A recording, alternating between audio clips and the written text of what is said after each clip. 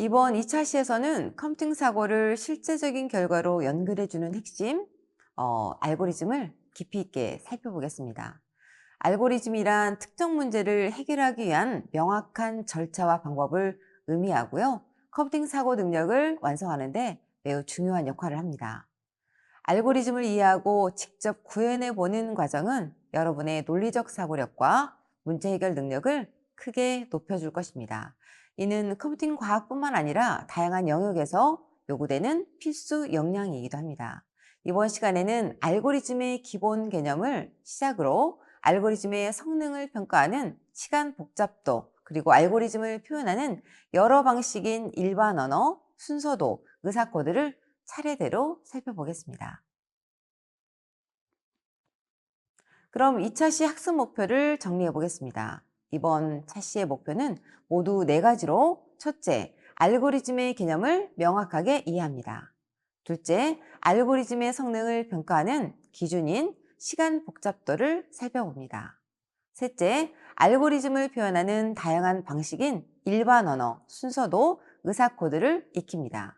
그리고 마지막으로 알고리즘을 활용해서 실제 문제를 해결하는 방법을 연습해 보겠습니다.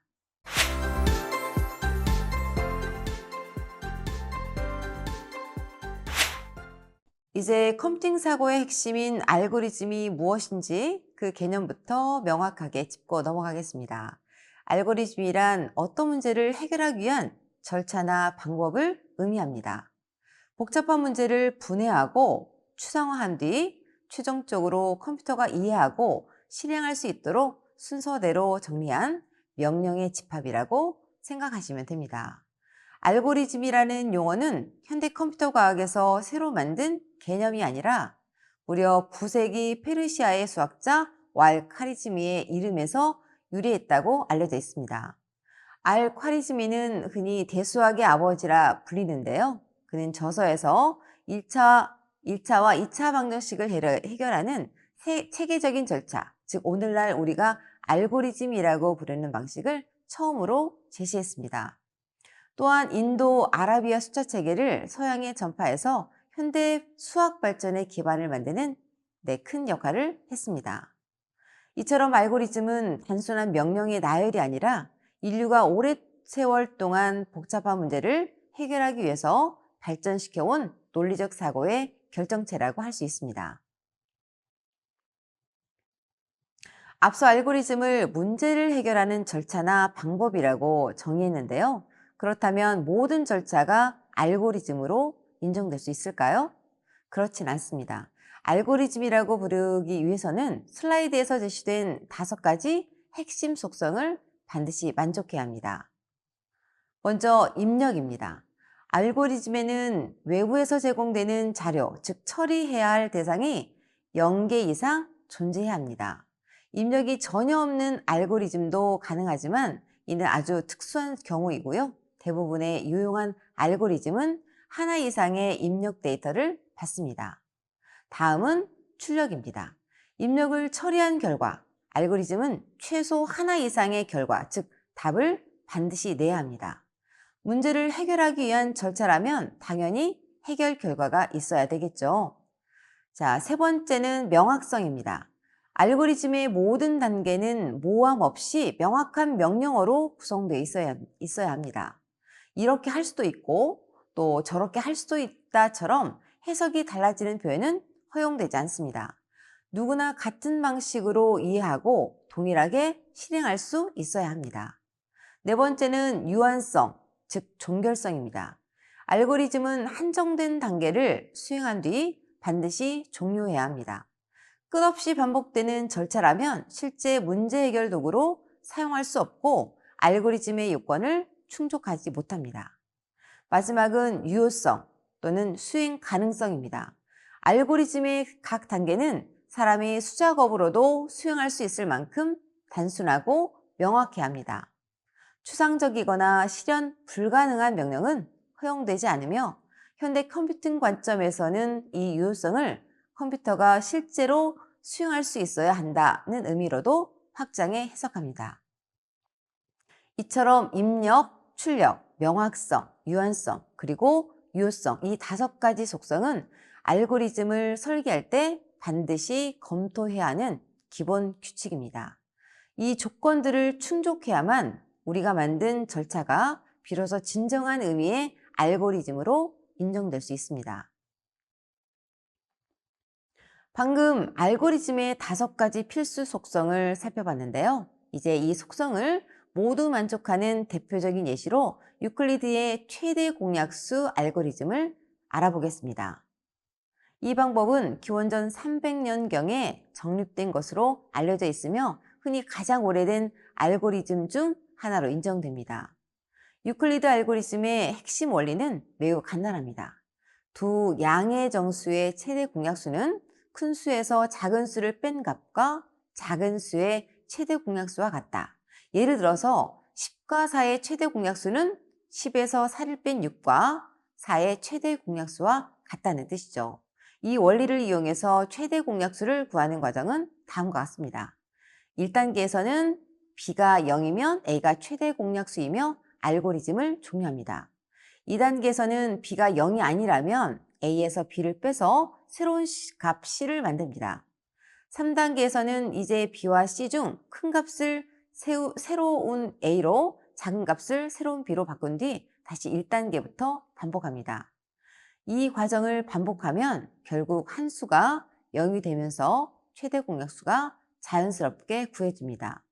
이처럼 유클리드 알고리즘은 명확한 입력과 출력, 모호함이 없는 절차, 그리고 반드시 종료되는 구조를 모두 갖춘 고대 수학에서 발견된 훌륭한 알고리즘의 예시라고 할 수 있습니다.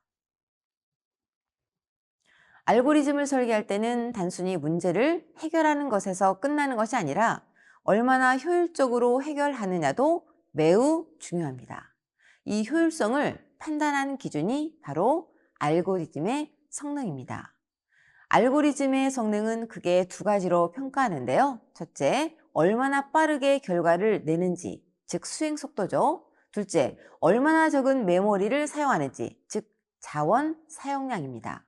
특히 입력 데이터가 많아질수록 알고리즘의 수행 시간도 함께 증가하기 때문에 입력이 커질 때 시간이 어떻게 변하는지를 이해하는 것이 중요합니다. 이 변화를 정량적으로 나타내는 개념이 바로 시간 복잡도입니다.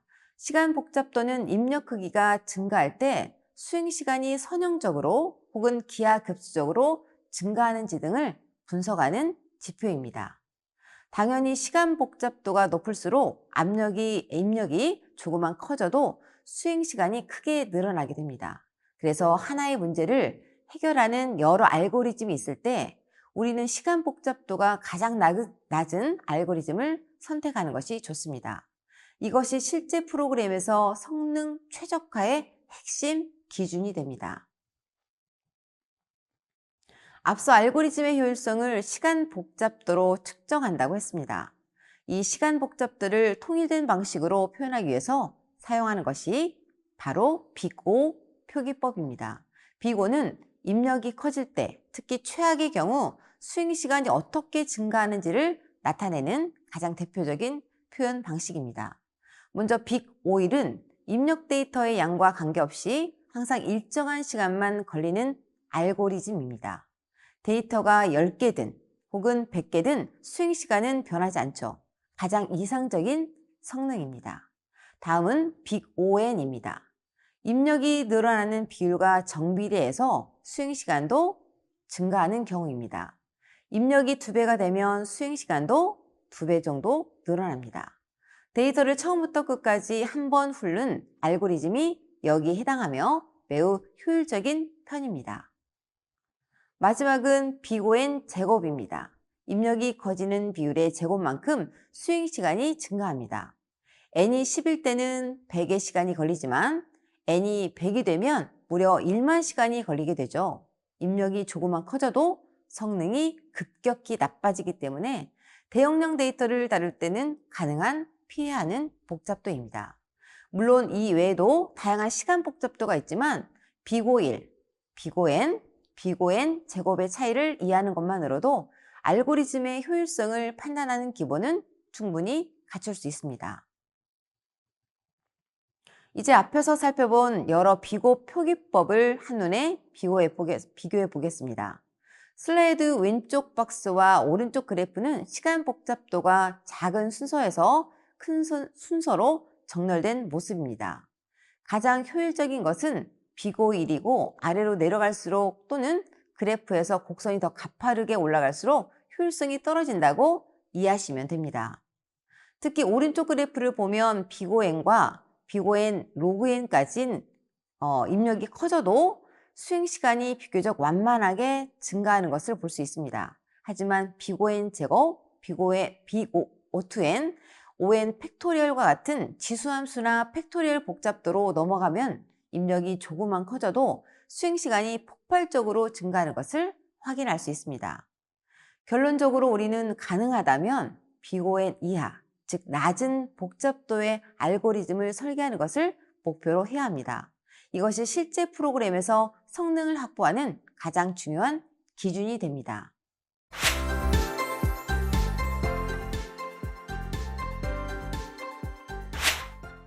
지금부터는 우리가 설계한 알고리즘을 명확하게 표현하고 전달하는 방법에 대해서 알아보겠습니다. 가장 먼저 살펴볼 방법은 일반 언어 표현인데요. 일반 언어는 우리가 일상생활에서 사용하는 한국어나 영어처럼 특별한 문법이나 기호 없이 알고리즘의 단계를 순차적으로 서술하는 방식입니다. 장점은 명확합니다. 슬라이드에서 보시는 것처럼 일반 언어는 누구나 쉽게 사용할 수 있다는 점이 가장 큰 장점이고요. 복잡한 문법을 배우거나 기호를 익힐 필요가 없습니다. 하지만 치명적인 단점도 있는데요. 일반 언어에는 중의성과 모호성이 내재되어 있어서 복잡한 절차를 정확하게 전달하는 데는 어려움이 있습니다.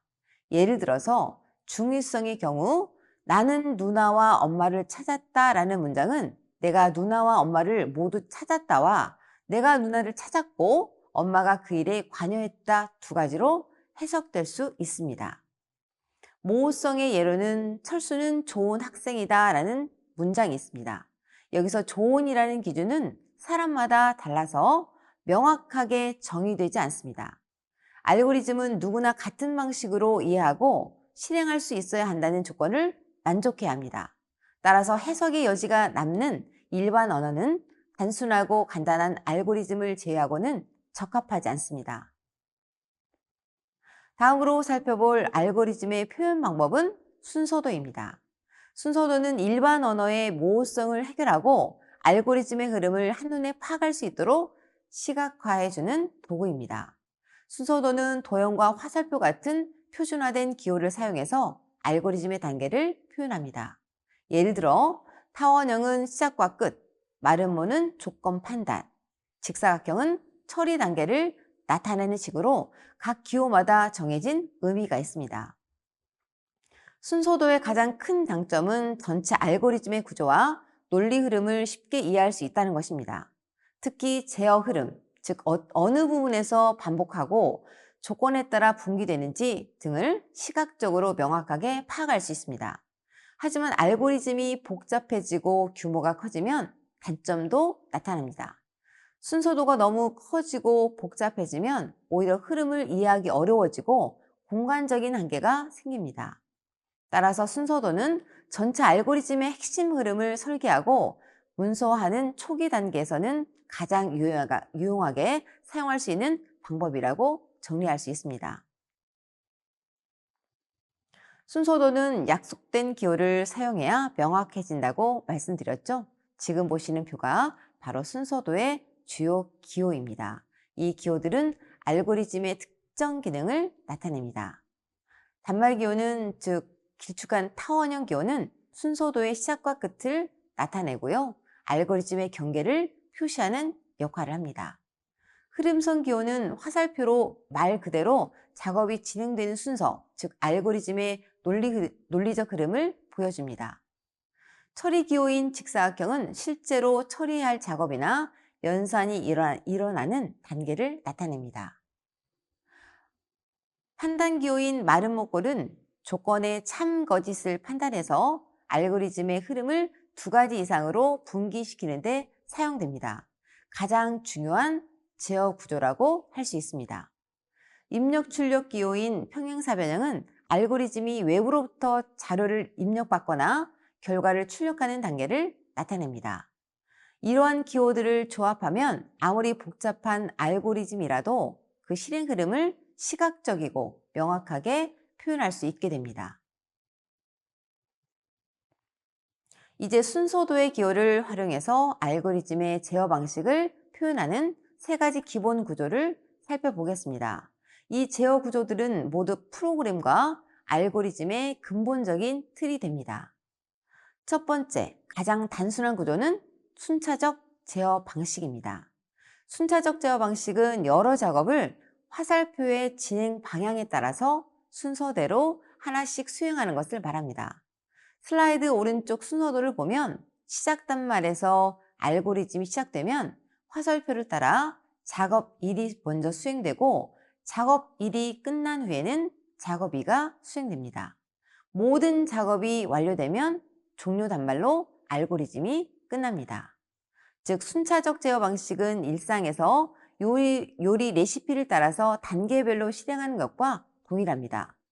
위에서 아래로 차례대로 명령을 실행하는 가장 기본적이고 직관적인 알고리즘의 흐름이라고 할 수 있습니다.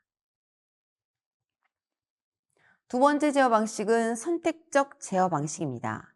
이 방식은 순차적 제어만으로는 처리할 수 없는 만약 뭐뭐라면과 같은 조건부 작업을 수행할 때 사용됩니다.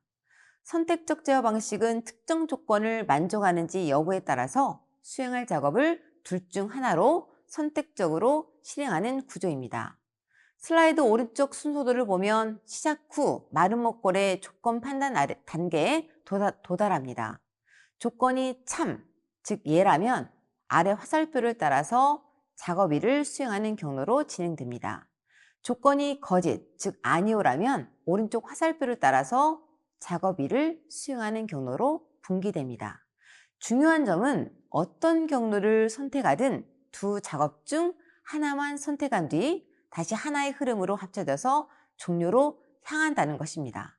이 선택적 제어 방식은 알고리즘이 입력 데이터에 따라 다른 행동을 할 수 있도록 하는 중요한 논리 구조라고 할 수 있습니다. 알고리즘의 세 번째이자 마지막 기본 제어 방식은 반복적 제어 방식입니다. 이 구조 덕분에 컴퓨터는 수백만 번의 작업도 효율적으로 처리할 수 있습니다. 반복적 제어 방식은 특정 조건이 참이거나 거짓일 때 동일한 작업을 반복 수행하는 구조입니다. 즉 같은 작업을 여러 번 수행해야 할 때 사용됩니다. 오른쪽 순서도를 보면 시작 후 마른 목골 조건 판단 단계에 도달합니다. 조건이 참이면 작업 1을 수행한 뒤 다시 조건 판단으로 돌아가서 조건이 계속 참인 동안 작업 1이 반복됩니다. 조건이 거짓이 되면 반복을 벗어나서 작업 2를 수행하고 종료로 이어집니다. 중요한 점은 반복적 제어 방식은 알고리즘의 유한성을 보장하는 핵심 장치라는 것입니다. 반복 횟수와 상관없이 언젠가는 종료 조건이 거짓이 돼서 알고리즘이 종료되어야 합니다. 결국 순차, 선택, 반복 이 세 가지 제어 구조만으로도 세상의 모든 알고리즘을 표현할 수 있습니다. 지금까지 배운 순차적, 선택적, 반복적 제어 구조를 실제로 어떻게 활용하는지 유클리드 최대 공약수 구하기 알고리즘 순서를 통해서 확인해 보도록 하겠습니다. 이 순서도의 핵심은 반복 구조와 조건 판단에 있습니다.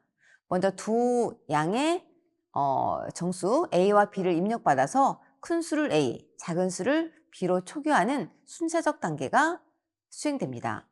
가장 중요한 부분은 마름 목골 조건 판단, 즉 B가 0인지 확인하는 단계인데요. B가 0이 아니면 A에서 B를 빼고 그 값들을 업데이트한 뒤 다시 조건 판단 단계로 돌아갑니다. 바로 반복적 제어 구조입니다.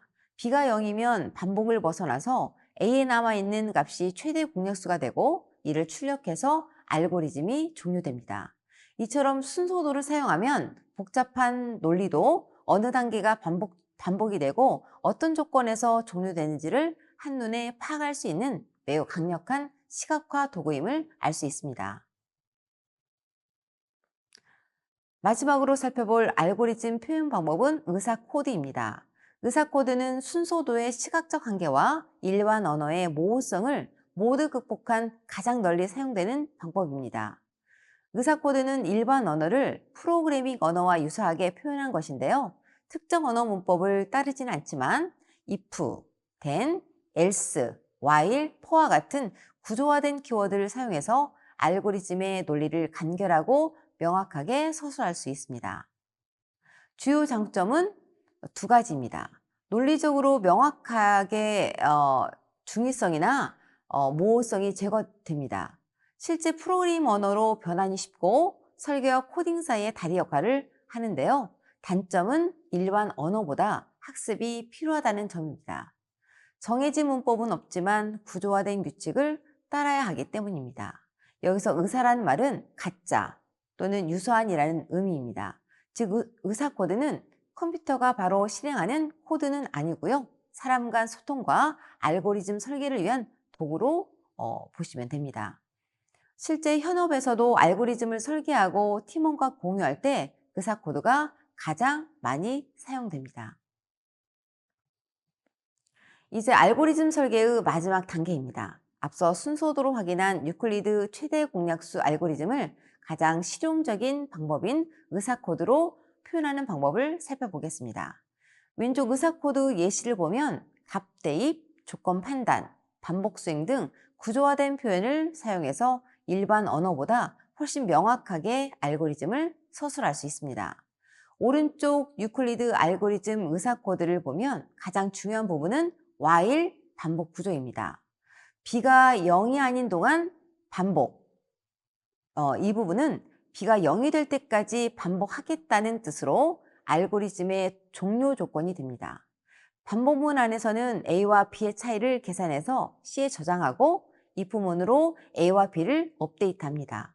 반복이 끝나서 b가 0이 되면 return a를 통해서 최대 공약수를 출력하고 알고리즘이 종료됩니다.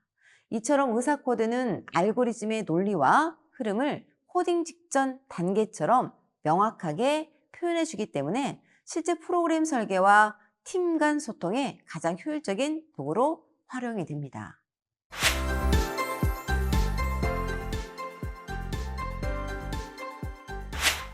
이제 우리가 배운 알고리즘 지식을 실제 문제 해결에 적용해 보도록 하겠습니다. 가장 흔하고 이해하기 쉬운 예시는 거스름돈 내어주기 문제입니다. 문제는 이렇습니다. 우리가 거슬러 줄 수 있는 동전이 500원, 100원, 50원, 10원 네 종류만 있다고 가정하면 고객에게 거스름돈을 가장 적은 동전 개수로 내어주는 방법을 찾아야 합니다. 이 문제를 해결하는 가장 직관적이고 효율적인 방법이 바로 탐욕 알고리즘입니다. 탐욕 알고리즘이란 선택을 수감받아 당장 눈앞에 보이는 최적의 상황만을 쫓아 해답에 도달하는 방법을 말합니다. 즉 전체적인 미래는 고려하지 않고요. 그 순간만 가장 좋은 선택을 반복하는 방식입니다. 거스름돈 문제에 탐욕 알고리즘을 적용하면 아주 간단한데요. 남은 거스름돈 금액보다 작거나 같은 동전 중에서 가장 큰 금액을 먼저 내어주는 방식입니다. 예를 들어서 780원을 거슬러야 한다면 500원 동전 1개, 100원 동전 2개, 50원 동전 1개, 그리고 10원 동전 3개 이렇게 순서대로 주면 됩니다. 이처럼 탐욕적인 선택이 최종적으로 가장 적은 동전수라는 최적의 해답으로 이어집니다. 앞서 탐욕 알고리즘은 매 순간 최적의 순간을 선택한다고 배웠습니다. 이 슬라이드에서는 500원, 100원, 50원, 그리고 10원 동전을 이용해서 최소 개수로 거스름돈을 내어주는 방법을 보여줍니다.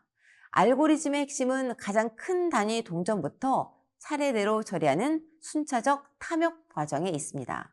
1단계에서 남은 거스름돈 n을 500원으로 나눕니다.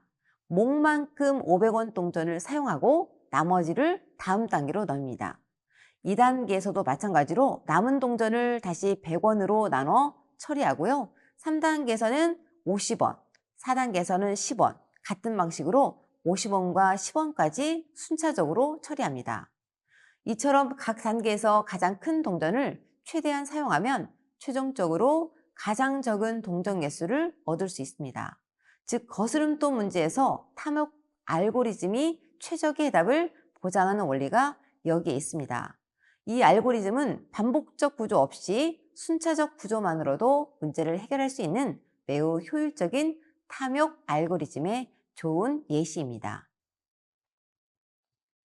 이제 방금 배운 탐욕 알고리즘이 실제로 어떻게 작동해서 최적의 해답을 찾는지 거스름돈 2,780원을 내어주는 경우를 통해서 확인해 보겠습니다. 알고리즘은 가장 큰 동전부터 처리합니다. 먼저 2,780원을 500원으로 나누어 500원 동전 5개를 사용하고 남은 금액은 280원이 됩니다. 280원을 100원으로 나눠서 100원 동전을 2개를 사용하고 남은 금액은 80원이 됩니다. 80원을 550원으로 나눠서 50원 동전 1개를 사용하고 남은 동전 30원이 됩니다. 마지막으로 30원을 10원으로 나눠서 10원 동전 3개를 사용하면 남은 금액은 0원이 되어서 알고리즘이 종료됩니다. 결과적으로 500원 5개, 100원 2개, 50원 1개, 그리고 10원 3개, 총 11개의 동전만으로 거스름돈을 내어줄 수 있습니다. 이처럼 매 순간 가장 큰 동전을 선택하는 단순한 탐욕적 선택이 최소 동전 개수라는 최적의 해답으로 이어진다는 것을 확인할 수 있습니다.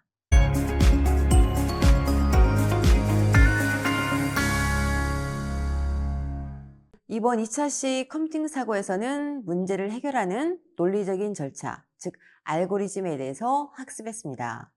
알고리즘은 어떤 문제를 해결하기 위한 절차나 방법을 의미하며 훌륭한 알고리즘은 입력, 출력, 명확성, 유한성, 그리고 유효성의 5가지 필수 속성을 반드시 만족해야 합니다. 알고리즘의 성능은 시간 복잡도로 평가되며 입력 자료 개수가 늘어날 때 수행 시간이 어떻게 변하는지를 나타냅니다. 이를 수학적으로 표현할 때는 비고 표기법을 사용합니다. 순서도는 도형과 화살표를 사용해서 알고리즘의 전체 구조와 흐름을 시각적으로 한눈에 파악할 수 있습니다. 또한 의사코드는 일반 언어를 프로그래밍 코드와 유사하게 구조한 것으로 논리적으로 명확하며 실제 프로그래밍 언어로 변환하기 쉽습니다. 지금까지 2차시 수업을 모두 마치겠습니다. 잠시 후 관련 퀴즈가 제시되니까요. 배운 내용을 바탕으로 퀴즈를 풀어보시기 바랍니다. 수고하셨습니다.